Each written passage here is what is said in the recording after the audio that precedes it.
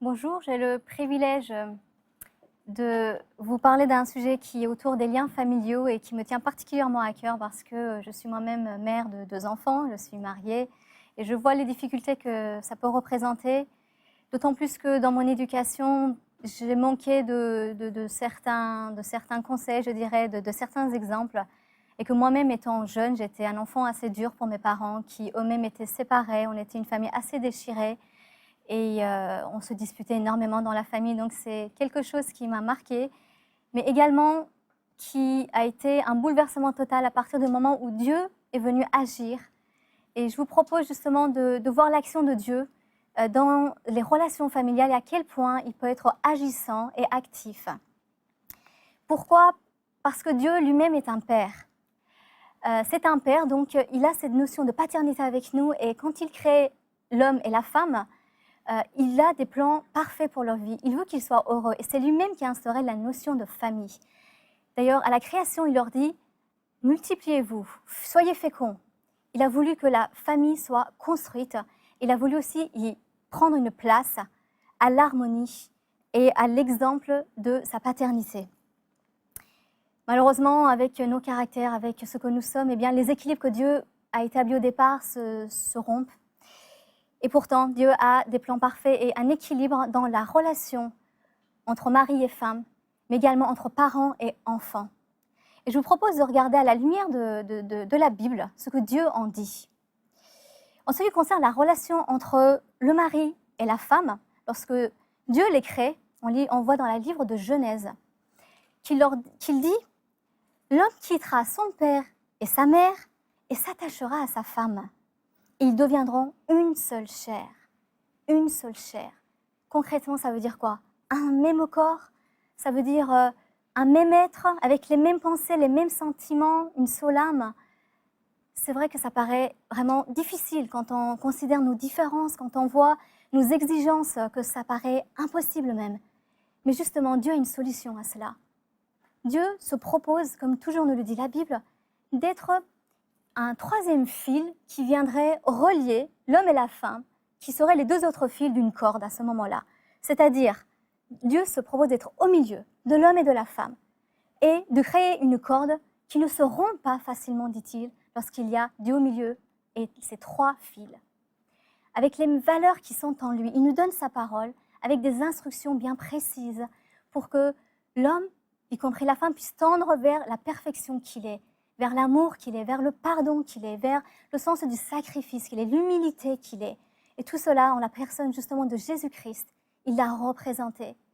Et d'ailleurs, dans la Bible, il est dit à l'homme d'aimer sa femme, justement à l'image de Jésus qui a aimé l'Église au point de mourir pour elle. C'est un amour bien immense. Et en même temps, il dit à la femme de faire confiance à son mari.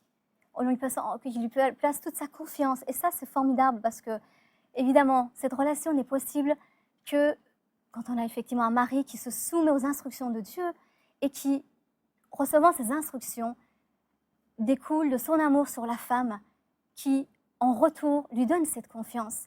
Et par expérience, je peux vous dire que dans ma relation avec mon mari, il est arrivé que sans même que je lui fasse un reproche sur un sujet particulier, Dieu le reprend. Et il vient me voir. Et il était arrivé qu'il me demande pardon pour quelque chose que je ne lui avais jamais reproché. Et il m'est arrivé aussi que Dieu me reprenne pour me dire « Écoute ton mari sur ce coup-là, suis-le, fais ce qu'il veut faire. » Et nous avons été bénis. Nous avons vraiment l'action de Dieu. De la même manière, il y a un équilibre entre la relation parent-enfant que Dieu veut établir. Nous connaissons tous les difficultés aujourd'hui, comme il est difficile d'instaurer le respect, comme il est difficile de protéger nos enfants contre les agressions, contre la drogue, contre les violences, les mauvaises fréquentations, toutes ces choses, même contre la maladie, ou tout simplement combien de familles sont brisées par des disputes, sont séparées, ne se parlent plus, sont déchirées dans tout cela.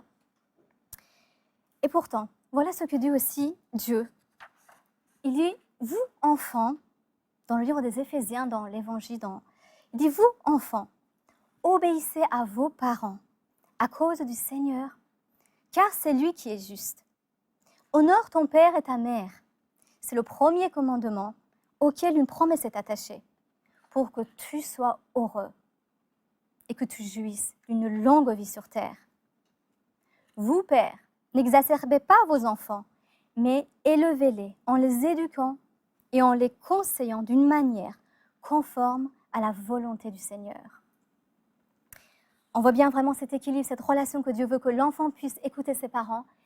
Et quelque part, c'est vrai que les parents qui peuvent baigner dans cette relation avec Dieu, qui leur donnent les instructions pour éduquer leurs enfants, qui leur donnent ces valeurs qu'ils peuvent transmettre, avec la douceur, l'amour et la patience de Dieu, qui peut remplir par le Saint-Esprit, qui est une puissance de Dieu justement, eh bien cette relation devient possible. Et l'enfant honore son père et sa mère. C'est pour cela qu'il a insisté aussi sur le fait que les parents aussi doivent les éduquer et les conseiller selon cette volonté dans le Seigneur, parce que la volonté du Seigneur est parfaite pour nos vies. J'étais moi-même très en difficulté avec mes parents, mon père nous avait quittés et c'est vrai que j'avais coupé toute relation avec lui. Je ne voulais plus entendre parler de lui, je le détestais, je le haïssais.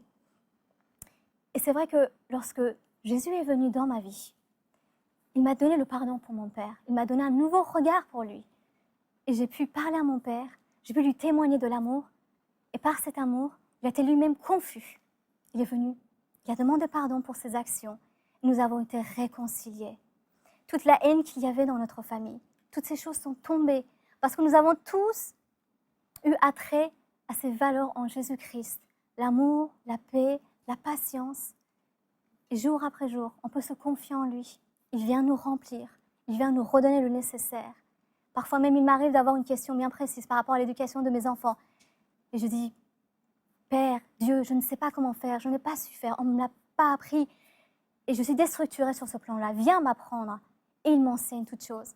Non seulement dans la Bible, il y a des instructions bien précises, mais aussi par le Saint-Esprit, où il vient, où il nous fait du bien, où il nous parle. En conclusion, je voudrais vous rappeler que, tout comme par expérience je l'ai vécu, qu'il n'est vraiment pas facile, et nous le voyons, de bâtir une famille seule, avec ses propres forces. Mais avec Dieu, les liens sont tissés d'une manière bien plus forte, bien plus réelle et bien plus durable dans le temps. Et j'aimerais juste vous laisser aussi avec le psaume 127, dans la parole de Dieu qui dit « Si l'Éternel ne bâtit la maison, ceux qui la bâtissent travaillent en vain. » Nous sommes tous en difficulté, même si nous avons des valeurs, même si nous avons eu l'enseignement qu'il fallait. Malheureusement, on n'est pas parfait. Malheureusement, on commet des erreurs. Et Dieu seul peut venir rectifier ces choses. Et jour après jour, je demande à Dieu. Je dis, mon Dieu, Seigneur, là où je n'apporterai pas ce qu'il faut à mes enfants, là où je peux manquer peut-être par rapport à mes parents, s'il te plaît, viens me montrer et viens aussi rattraper mes erreurs. Je vous invite, si vous êtes ou soit dans cette situation-là, ou peut-être aussi que tout va bien, et tant mieux. Mais on l'a chanté, c'est vrai tout à l'heure, voyez combien l'Éternel est bon. Dieu a quelque chose de meilleur encore pour nos vies. Quoi qu'on puisse faire, il y a encore quelque chose de meilleur pour nous, parce qu'il est Dieu. Et j'aimerais vous inviter à l'invoquer en toute simplicité. Jésus dit qu'il est vivant, et je vous invite tout simplement à prendre un instant qui peut changer peut-être une vie, une famille, une relation, restaurer, quelque chose qui va durer. Et je vous invite juste à fermer les yeux en cet instant et à l'invoquer. Seigneur Jésus, tu dis que tu es vivant, tu dis que tu es la vérité, le chemin et la vie. Alors Seigneur, voici. L'instant que je suis en train de passer avec toi, personne ne le voit, c'est dans le secret de mon cœur. Personne ne me connaît vraiment, personne ne connaît les difficultés que je traverse ou les questions que je me pose. Mais toi, tu vois, toi, tu connais mon cœur. Alors je te prie, Seigneur, en cet instant, agis dans ma vie. Agis dans ma vie. Tu dis, venez à moi, vous qui êtes fatigués et chargés. Seigneur, je suis fatiguée, je suis chargée. Je te demande d'agir. Restaure ma famille. Révèle-toi en moi. Amen.